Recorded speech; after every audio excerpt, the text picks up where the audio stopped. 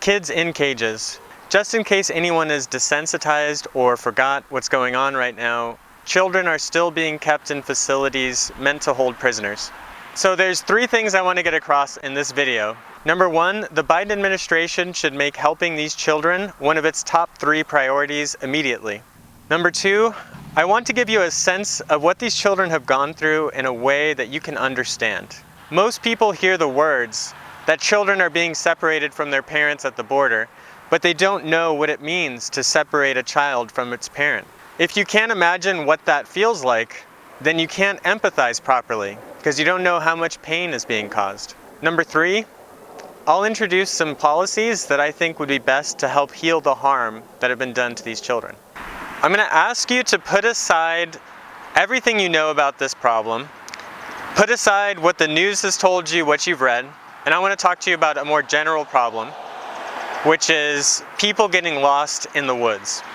So typically, when a person is lost in the woods and they don't know where they are, people tend to have about 2 reactions.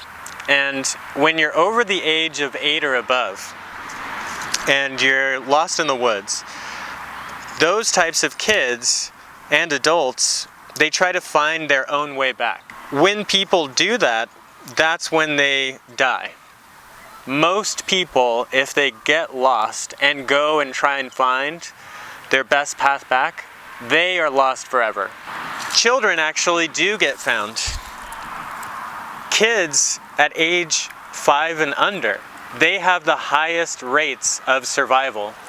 And the reason is, kids at 5 or younger, they stay right where they are. They don't go anywhere. They freeze. They stop. And they wait to be found. So why is it that a 5-year-old has better survival instincts than an adult?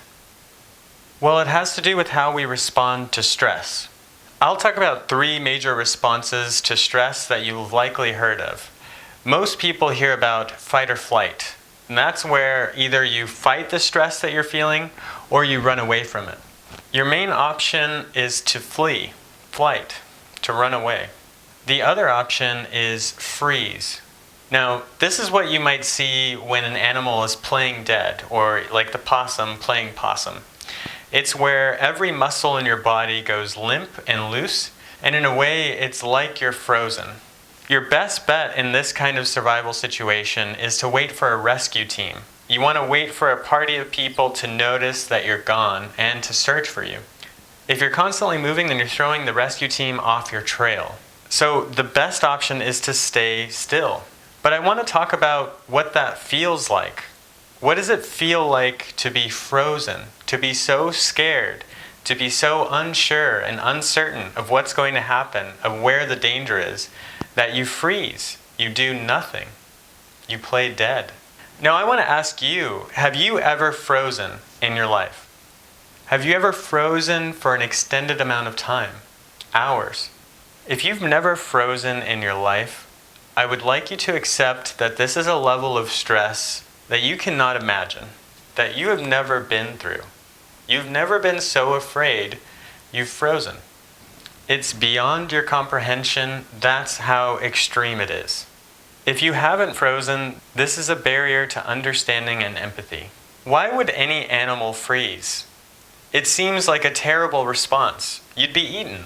Wouldn't a predator want easy prey who, when it gets scared, simply freezes? Well, we can think about this in terms of a mouse and a cat. A mouse knows that it won't be able to fight a cat. The mouse also knows that there's no path for escape. If it's trapped in a corner or anything like that, running isn't an option. The mouse knows the cat will pounce on it if it moves. There's one other option, which is to completely freeze, and it's somewhat a recognition that there are no other choices. By freezing, the predator, this cat, will hopefully leave it alone because they want live prey, not dead prey. They're carnivores, not scavengers. Now I want you to think about this situation. You can't fight back, there's no hope. You can't run, there's no way out. So you're trapped, caged. Try to think about this feeling, and if you haven't felt it, you can really only guess. Try to think about that level of fear, extreme fear.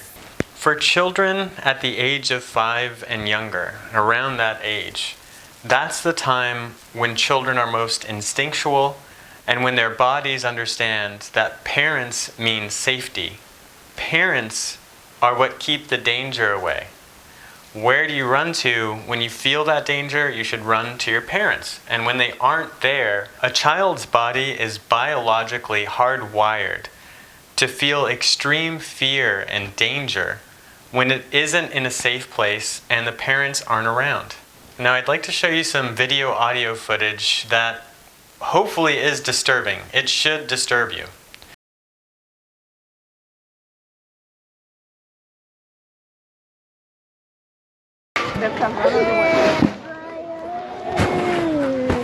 ¿De dónde son ustedes? ¿Y tú? Guatemala. No llores. Vas a llegar con... Mira, ella te va a explicar y te va a ayudar. ¿Cierto, Consuelo? ¿Qué va a pasar con su consulado hoy? Papá. Papá.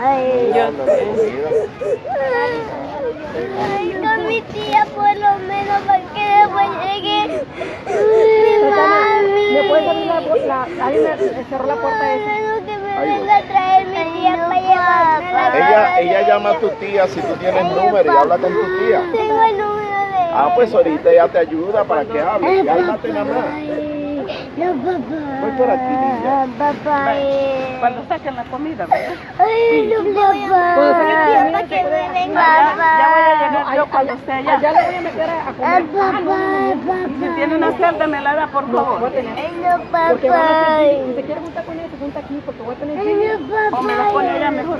Allá en la orillita. No, papá. No, voy a tener que ser aquí, porque voy a meter Jilly y se vaya a No, papá. aquí se puede traer una silla y ella tiene No, ruedas. papá. Y atrás no puede. Porque aquí porque está pasando y pasando. Ay, no, papá. Papá. Porque todas las enfermedades acá Ay, tengo no, dos papá. aceleras. Como dos aceleras y allá. No, papá. Me dijeron que Ay, no, papá.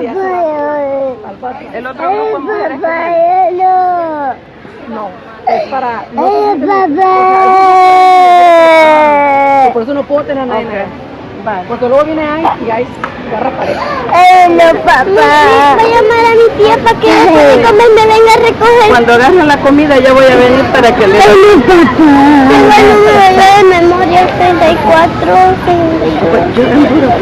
Ay, no, papá. Ay, no, papá. Yo también me quiero ir. ¿Y su mami la otra?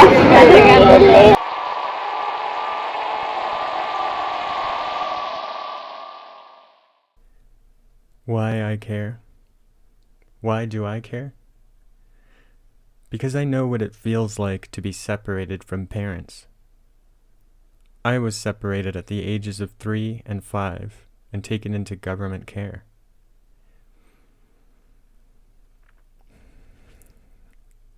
It feels like there's a gun to your head and you can't see it. You look around for the source of the danger, only to find it's everywhere and nowhere. I care because I know so many will use their privilege to not care. How many people stopped watching this video because they got sad? How many people turned down or muted the volume of the crying? That's a privilege those kids don't have. We can forget. We can say old news. Those kids can't forget. We should care and do something. We've learned much about the effects of stress on the brain. Adults can try to reason and focus and plan, which of course are more difficult as the stress builds up. But adults also have coping mechanisms and hopefully an experienced social support system. Now, I don't think it's a great leap to say that this is much more challenging on the child than on the adult. Children are very resilient, but this is an incredible amount of stress that they're under, an incredible amount of fear. And children have fewer options than adults. They don't even know what a coping mechanism is. If you are just starting life, you have to identify stress, then learn to manage it. Stress itself makes categorizing and learning about stress difficult in the first place. We all know childhood trauma is difficult. The human mind is most capable of adapting to trauma from the ages of 15 to 25. It doesn't matter how nice the detention facility was. It doesn't matter if they got 3 square meals a day, went to school, and it was like summer camp. Because this is deeply biological. The American government severely hurt these children. So what should we do? Well, this is my recommendation. Take the whole industry that is currently profiting off of making immigrants into just bodies, and instead support these children to flourish in life. Provide a status to these children on the level of DACA with a clear path to citizenship. These kids are real Americans. Receiving childhood trauma from the government is about as red-blooded American as you can get. We should provide ongoing medical services to these children on the level of middle-class Americans. In addition to medical services, an emphasis should be placed on mental health professionals to help these children recover and heal. Provide full-ride scholarships for an education at a university level. We should abolish ICE. ICE, the Immigration and Customs Enforcement Agency, is not that old. I'm older than ICE. ICE was made when I was 12 years old. It was a reaction to the terror of 9/11. It was a decision made in fear. And we could just as easily get rid of that shit. We don't need to have it around. It wasn't a good idea. Not then, not now. And this isn't at all like defunding the police. If anything, ICE defunds the police. ICE takes some of the budget of law enforcement. If you care about cops, defund ICE. No more prison guards, but caregivers. We should reunite the children with their families, and while we're at it, let's let the parents out too. We should go back to the immigration laws before we started scapegoating immigrants for all of our problems. I hope you can see why we should help these children to live good lives. We owe them that. And these are the children tracked in care. There are still missing children. There are thousands of missing children. Children not tracked in the system, unaccounted for. The previous administration put some of these kids with sponsor and host families, which were never heard from again. Think about that hashtag we saw during the Trump administration by QAnon. Hashtag saveTheChildren. Think about how ridiculous that is. QAnon, which was supporting Trump, while Trump is literally a pedophile and went to Pedophile Island, and the Trump administration is causing thousands of children to go missing by the year. And then, in support of that, the QAnon people are saying that Trump is going to save a bunch of children. He's the one putting them in danger. And the people who voted for Trump, who care about all the missing children, all these like save the children, there are actually missing children who need to be saved. And they're doing nothing. They're voting more for the person who put them in jeopardy. I'd like to see a new hashtag, actually save the children, which is about all the surrounding issues of these children being harmed by the racist government. So what should you as an individual do? What should you do about this? I don't know. I don't know what to do to make real change. I just want to draw attention back to this problem because we need to do something about it. We can forget about it, but those kids can't. Please tell me what we can do. I will say there is something you can do, not just now, but as a continual project throughout your life. What you should do, take whatever you felt for these children and channel that energy into anti-racism work. The most important skill you can gain to fight this problem is active anti-racism. Anti-racism is learning about the forces of racism in our world and fighting against it. If you don't learn about racism, you won't recognize it when it happens. Let me give you an example of how this racist government created a ticking time bomb. Let me explain what racists did to the black community. First, a racist government will arrest black men at extremely ridiculous high rates. 1 in 3 black men can be expected to be arrested in their lifetime. Compare that to 1 in 17 white men. And I'll let you find the number of white women arrested. Now, it's an awful thing when a father is arrested. Really, anyone in your family is put in prison. It breaks up families. It tears people apart. When children need a second income the most, their fathers are ripped away. and the children are left without money and a father figure. Now, a racist will try to hide what's really happening. They will try to explain away the situation, and they try to cover up something racist with more racism. It's racism piled on top of racism. So a racist will come up with an explanation after analyzing the situation. What they say is that there's a cultural problem. They say that black men are leaving their families and they're not being fathers. They're attacking black men again, ignoring entirely systemic issues about the rates of incarceration of black men. This is a really fucked up thing to do, right? I mean, yeah? Okay, so why are we talking about black men being imprisoned unfairly and the destruction of families? It's a similar situation, isn't it? It's about breaking up families. It's about disrupting communities.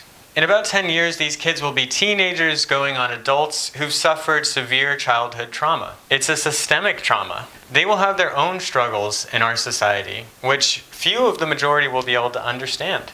If and when these kids cause problems because they've been hurt and they want others to hurt, it's going to reflect very poorly on the entire Hispanic community.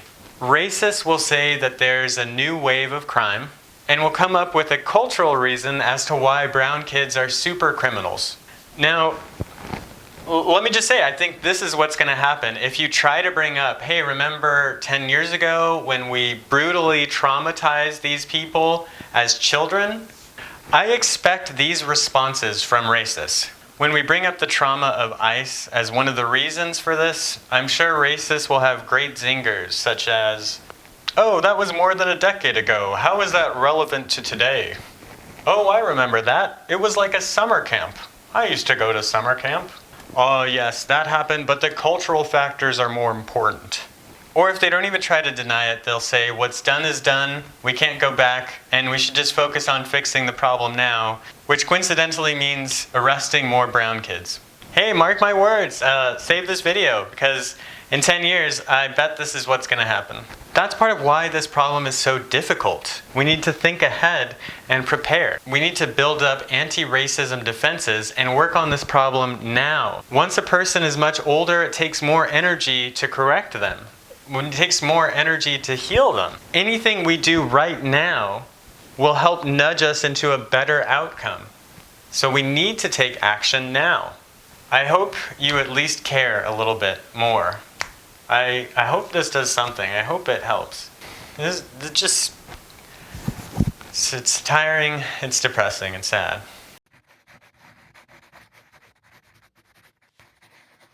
I started to make this video in January, but it's been on my mind for a long time. I was ready to freak the fuck out if Trump won and come out with a stronger video than this. People don't realize how close we were to a fascist dictatorship, paving the way for genocide in our own country. If you think I'm being extreme, then you're uninformed. Patriots stormed the Capitol for a legal election? We should have stormed the ICE buildings years ago. The Biden administration won the election, but we're not safe. I wanted to release this video months ago, but it took a lot out of me. It took a lot of time. I feel guilty because the more time I took, the more the political scene changed. Biden has taken steps to set up a new system. Here's the issue though. The system seems to be working exactly as intended. Conservatives push the boundaries of what we allow, then liberals come in and normalize what's been done. The Trump administration pushed immigration laws as far as they could go. Now, Biden is relabeling them as migrant overflow facilities. They say there's going to be change, but quietly they say that there are more important issues, more timely, more pressing. And they say we've already made some progress, we just keep going. When really, very little, if anything, has actually changed. President Biden has put Vice President Kamala Harris in charge of these ICE facilities and the migrant border issue. That doesn't make me feel any better at all. Harris has spent her entire career sending people to prison. She's a prosecutor. Harris has ties to all of these industries that are making a profit off of imprisoning immigrants. She's friends with them. All their lobbyists have her number on speed dial. Biden says she speaks for me. Is she supposed to tell all her prison industrial complex friends that they're about to lose multi-million-dollar contracts? No way. Is she going to tell all those people whose bank accounts are directly proportional to how many people are imprisoned that freedom is actually more important than their money? Somehow I doubt it. If we follow the money, then the expectation that we should see is that something is going to be more systematized, more normal, more accepted, something that's banally evil. So no, putting VP Harris in charge of this border crisis doesn't make me feel any better. It makes me feel a lot worse.